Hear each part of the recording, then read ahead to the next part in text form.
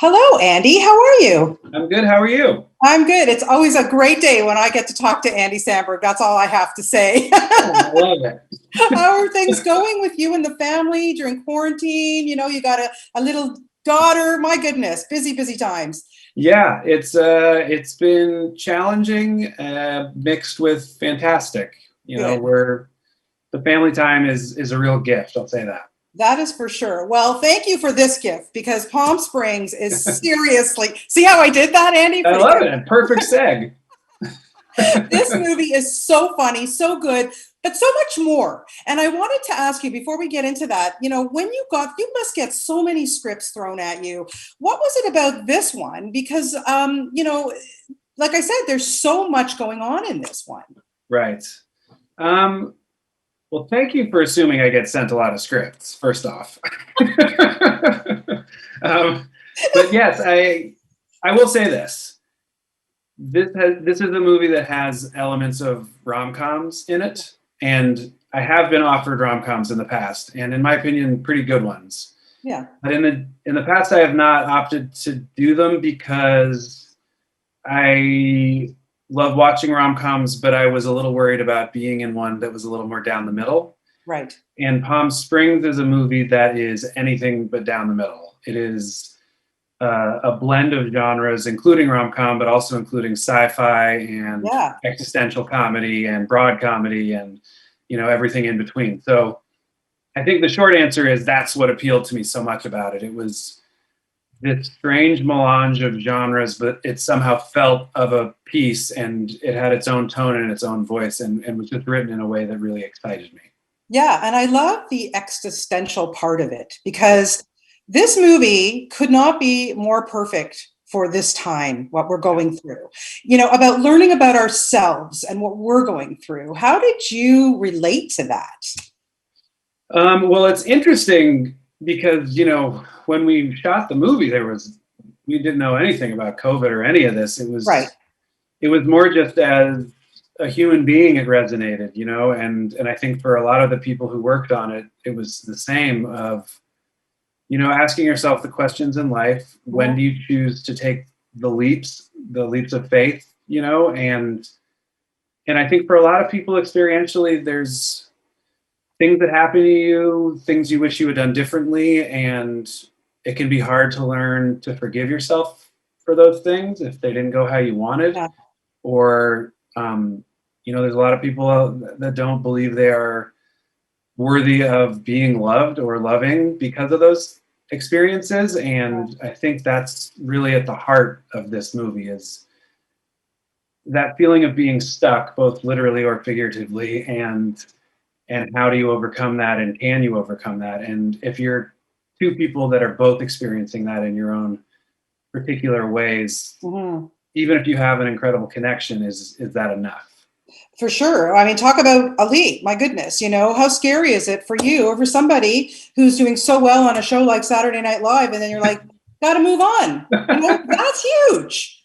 Yes. I would say that was nothing compared to the leap of, say, like, I want to get married and have kids. Okay. But actually, I thought about leaving SNL a lot more. In terms of getting married and having kids, I never thought twice about it, if I'm being honest. It just felt right. I was very lucky in that way. But yeah, leaving SNL was hard. Yeah. Well, I think you've done okay, so I'm not going to worry about it. Let's talk about your chemistry with Kristin Miloti, who I love. Like, her Black Mirror episode is like beyond belief amazing. She's so lovely and wonderful. Was it instant connection with the two of you guys? Yeah, I would say so. Becky Sloviter, who helped produce the movie and was, head of development at our company at the time, she and I had a wonderful meeting with Kristin ahead of taking on Palm Springs, and we all just kind of hit it off. And Becky and I had kind of been obsessing over Kristin because of that episode of Black Mirror, and also the second season of Fargo. Right. My wife and I had watched those two things basically in succession. Yeah. And we're like, who is this actor? She's so good, and she's doing such different things. So it just worked out. She was around, and she came in for a meeting. We had a great time. And then when Palm Springs came across our desk, we were like, ooh, we should ask Kristin. She would be great for this. Yeah. because she can do the drama, but she can also be like a Looney Tune cartoon person, Yeah. and Yeah. enjoys that. Absolutely. And how much ad-libbing are you guys allowed? I mean, you didn't write this, like so this is something that came to you, and you have to kind of stick to your script, obviously. But when there's someone like you, and then you've got J.K. Simmons, and you've got all these amazing people, how much are you allowed to kind of just do your own takes, and then try that out?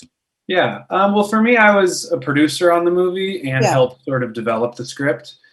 So I got a lot of stuff I wanted to do in there before shooting started. But it was loose. I mean, the schedule was very tight. It was a small budget. So we shot the whole movie in 21 days. And in that sense, it was tight. But that said, we had a really funny, awesome cast. Mhm. And whenever possible, we let them add, whether that was, on the fly or right before we shot a scene, we would talk down options, evolved, and that kind of thing. Yeah. Time loop movies are hard because, essentially you're doing the same scenes over and over and you're trying to make them fresh in some way. How much fun was that? It actually was pretty fun. I will say, as much as I would have wanted more time and more takes, it did make it not seem like we were like doing the same thing forever because we were moving so quickly. Yeah. So there'd be days where we were so tight on time that I would just be like, I don't think we're gonna make it. Just let the camera roll, and I'll just do this scene a few times on my side and reset, like without yelling cut. And it was just kind of like a crash exercise. And I will say that was when my SNL digital short experience came in really handy because I'm used to just being like, okay, what's the line? I don't think I can do it. Or I'm gonna give you 5 reads. I don't think I can do it. I don't think I can do it. I don't think I can do it. You're just like, let's just get some options to have in post and then we'll figure it out. Yeah, but you do it. You do it really, really well. And I want to say I love, I love the Lonely Island, your production team with Yorma and Akiva. Oh my God, you guys are so amazing. And you go back such a long way. Why does it work so well with you guys? Just one of those lucky things. We're old friends. We grew up together. We see things similarly, especially on a creative level. We always kind of have the same thoughts. And I don't know, I just consider myself very lucky to work with those guys. They're both super talented, super smart, and really kind people.